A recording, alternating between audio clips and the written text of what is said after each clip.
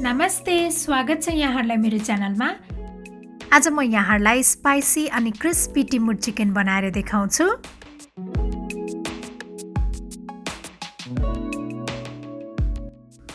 टिमुर chicken बनाउनको लागि सबैभन्दा पहिला मैले लिएको छु बोनलेस चिकन।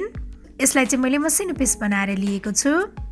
अब यो चिकनलाई म्यारिनेट गर्नुपर्छ। यसको लागि मैले यसमा राखेँ 1 ठुलो चम्चा सोया सस अनि आधा चम्चा जति भेनेगर राखेँ, थोरै मरिचको धुलो। अब यसलाई राम्रोसँग मिक्स गर्ने र अब यसलाई चाहिँ आधा घण्टा यत्तिकै राख्नुपर्छ। आधा घण्टापछि हाम्रो यो चिकन राम्रोसँग म्यारिनेट भइसकेको छ। मैले एउटा प्लेटमा कर्नफ्लावर लिएको छु। यदि यहाँहरूसँग कर्नफ्लावर छैन भने मैदा युज गर्नुभए पनि हुन्छ।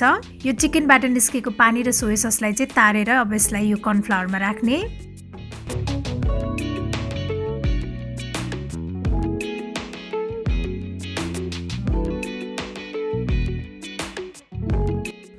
र अब यसलाई चाहिँ कर्नफ्लावरमा राम्रोसँग मिक्स गर्नुपर्छ। यसरी कर्नफ्लावरमा मिक्स गरेर चिकन फ्राई गर्दाखेरि चिकन चाहिँ एकदमै क्रिस्पी बन्छ।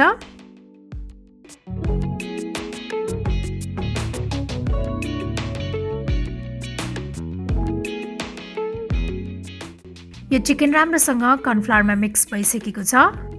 चिकन फ्राई गर्नको लागि तेल तातिसकेको छ। अब यसमा चिकन राखेर चिकनलाई चाहिँ ब्राउन कलरको हुने बेलासम्म फ्राई गर्नुपर्छ।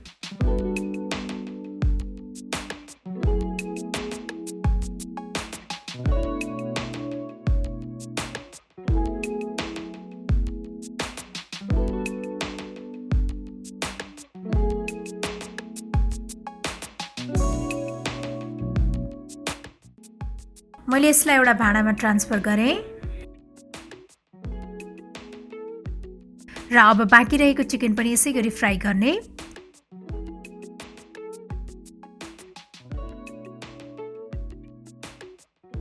हाम्रो सबै चिकन फ्राइड भइसकेको छ। मैले फेरि प्यान तताएको छु। अब यसमा चाहिँ 2 ठुलो चम्चा टिमुर राख्ने। अब यो टिमुरलाई चाहिँ एकैछिन भुट्नुपर्छ।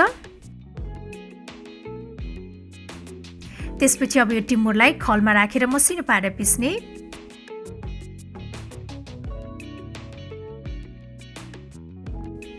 हाम्रो यो टिमुर पनि रेडी भइसकेको छ।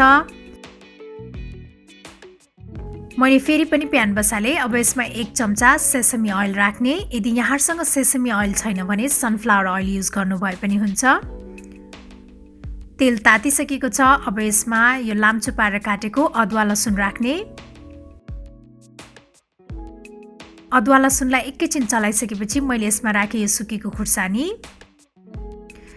अब यो सुकेको खुर्सानीसँगै यो अदुवा लसुनलाई आधा मिनट जति भुट्नुपर्छ। अदुवा लसुन यत्तिको भइसकेपछि मैले यसमा राखेँ अघि पिसेर राखेको टिमुरको धुलो।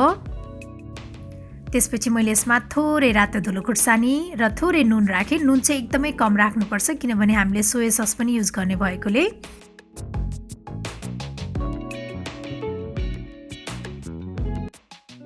अब यसमा 1 ठुलो चम्चा सोया सस राख्ने। त्यस्तै मैले 1 चम्चा वेस्टर सस पनि राखेँ। यदि यहाँहरूसँग वेस्टर सस छैन भने सोया सस मात्रै राख्दा पनि हुन्छ।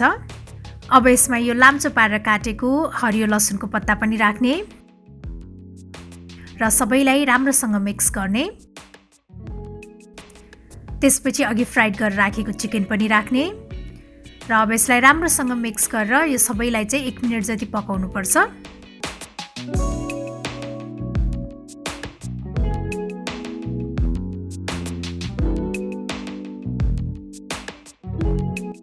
अब हाम्रो यो स्पाइसी क्रिस्पी टिमुर चिकन चाहिँ सर्भ गर्नको लागि रेडी भइसकेको छ।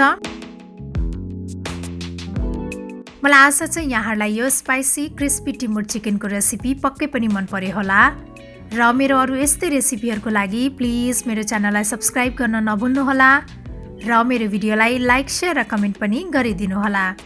Thank you for watching. Bye by.